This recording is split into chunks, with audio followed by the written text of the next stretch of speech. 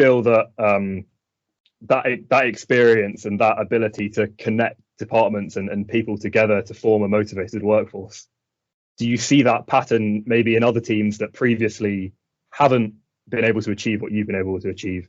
Do you see a change towards that sort of culture as driving their success now? Like, I would say, for example, McLaren to me stands out as a team that's really been through a dip and a recovery with new ownership and a new style and a new class of drivers, changing that culture and moving to the way McLaren performs now and the way they're sort of one of the most popular teams now. Is that something you're able to see in them, or does it not really take your focus what other teams are doing?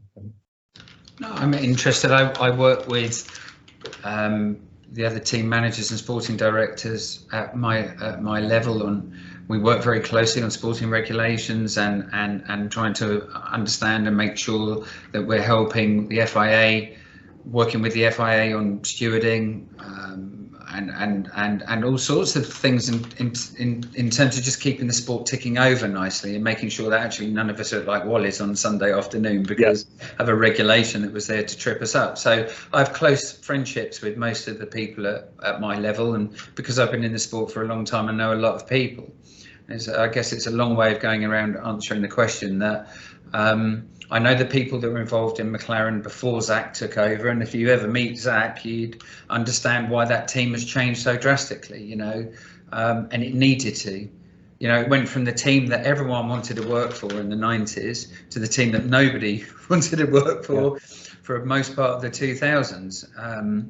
And I personally think, they've been our neighbours in the pit lane for a year. They're going to be our neighbours again soon, and they're a fantastic bunch of people to work with now. And I think even the people that have been there for a long time are really enjoying their motor racing again now.